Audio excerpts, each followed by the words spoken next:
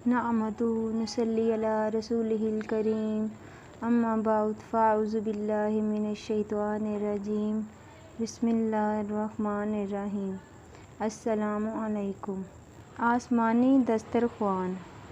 حضرت عیسیٰ علیہ السلام کے حواریوں نے یہ عرض کیا کہ اے عیسیٰ بن مریم، کیا آپ کا رب یہ کر سکتا ہے کہ وہ آسمان سے ہمارے پاس ایک دسترخوان اتار دے؟ تو حضرت عیسیٰ علیہ السلام نے فرمایا کہ اس طرح کی نشانیاں طلب کرنے سے اگر تم مومن ہو تو خدا سے ڈرو۔ یہ سن کر حواریوں نے کہا کہ ہم نشانی طلب کرنے کے لیے یہ سوال نہیں کر رہے ہیں، بلکہ ہمارا مقصد یہ ہے کہ ہم شکم سیر ہو کر خوب کھائیں اور ہم کو اچھی طرح آپ کی صداقت کا علم ہو جائے تاکہ ہمارے دلوں کو قرار آ جائے اور ہم اس بات کے گواہ بن جائیں تاکہ بنی اسرائیل کو ہماری شہادت سے یقین اور اطمینان کلی حاصل ہو جائے اور مومنین کا یقین اور بڑھ جائے اور کفار ایمان لائیں۔ حواریوں کی اس درخواست پر حضرت عیسیٰ علیہ السلام نے اللہ تعالیٰ سے اس طرح دعا مانگی کہ اے ہمارے پروردگار، ہم پر آسمان سے ایک دسترخوان اتار دے کہ ہمارے اگلوں اور پچھلوں کے لیے عید کا دن ہوگا اور تیری قدرت اور تیری نبوت پر تیری ایک نشانی بھی ہوگی اور تو ہم کو روزی دے اور تو ہی بہترین روزی دینے والا ہے۔ حضرت عیسیٰ علیہ السلام کی دعا پر اللہ تعالیٰ نے فرمایا کہ میں دسترخوان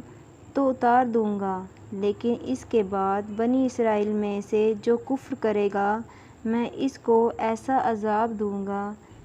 کہ تمام جہان والوں میں سے کسی کو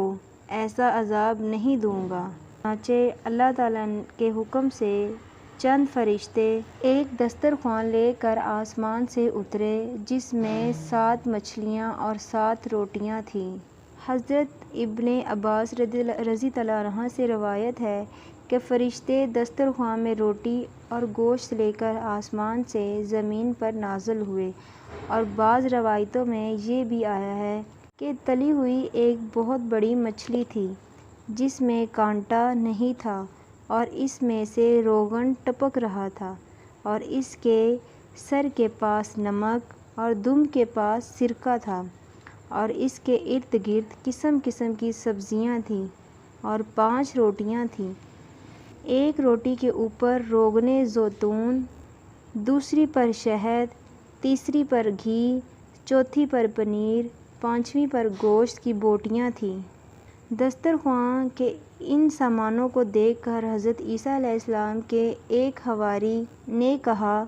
جو تمام حواریوں کا سردار تھا کہ اے روح اللہ، یہ دسترخوان دنیا کے کھانوں میں سے ہے یا آخرت کے؟ تو آپ نے فرمایا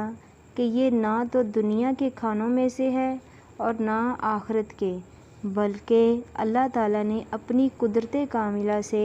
تمہارے لیے اس کھانے کو ابھی ابھی ایجاد فرما کر بھیجا ہے۔ پھر حضرت عیسیٰ علیہ السلام نے بنی اسرائیل کو حکم دیا کہ خوب شکم سیر ہو کے کھاؤ اور خبردار اس میں کسی قسم کی خیانت نہ کرنا اور کل کے لیے ذخیرہ بنا کر نہ رکھنا، مگر بنی اسرائیل نے اس میں خیانت بھی کر ڈالی اور کل کے لیے ذخیرہ بنا کر بھی رکھ لیا۔ اس نافرمانی کی وجہ سے اللہ تعالیٰ کا ان لوگوں پر یہ عذاب آیا کہ یہ لوگ رات کو سوئے تو اچھے خاصے تھے، مگر صبح کو اٹھے کچھ خنزیر اور کچھ بندر بن گئے۔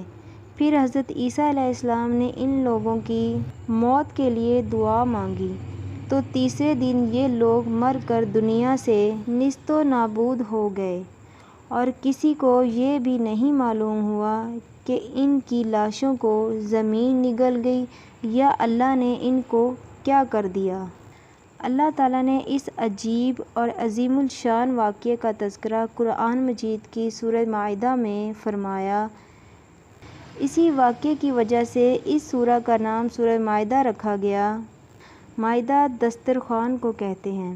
عیسیٰ ابن مریم نے عرض کی کہ اے اللہ، ایک دسترخوان اتار دے کہ وہ ہمارے اگلوں اور پچھلوں کے لیے عید ہو، اور تو ہم کو روزی دے، اور تو سب سے بہتر روزی دینے والا ہے۔ اللہ تعالیٰ نے فرمایا کہ میں اس کو تم پر اتارتا ہوں، لیکن پھر جب تم میں سے کوئی کفر کرے گا تو بے شک میں اسے وہ عذاب دوں گا کہ وہ سارے جہان میں کسی پر نہ کروں گا۔ حضرت عیسیٰ علیہ السلام کی دعا میں یہ جملہ کہ جس دن دسترخوان نازل ہوگا وہ دن ہمارے اگلوں اور پچھلوں کے لیے عید کا دن ہوگا، اس سے یہ سبق ملتا ہے کہ جس دن قدرت خدا کا کوئی خاص نشان ظاہر ہو، اس دن خوشی منانا اور مسرت شادمانی کا اظہار کر کے عید منانا، یہ حضرت عیسیٰ علیہ السلام کی مقدس سنت ہے۔ حضور انور صلی اللہ علیہ وآلہ وسلم کی ولادت اور باسعادت کی رات اور اس کا دن یقیناً اللہ تعالیٰ کے ایک نشان عظیم کے ظہور کی رات اور دن ہے، لہٰذا میلاد النبوی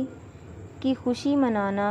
اور اس تاریخ کو عید میلاد النبوی کہنا یقیناً قرآن مجید کی تعلیم کے عین مطابق ہے۔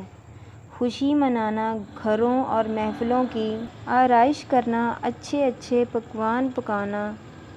خود بھی کھانا اور دوسروں کو بھی کھلانا، یہی سب عید کی نشانیاں اور عید منانے کے طریقے ہیں۔ جزاک اللہ خیرا۔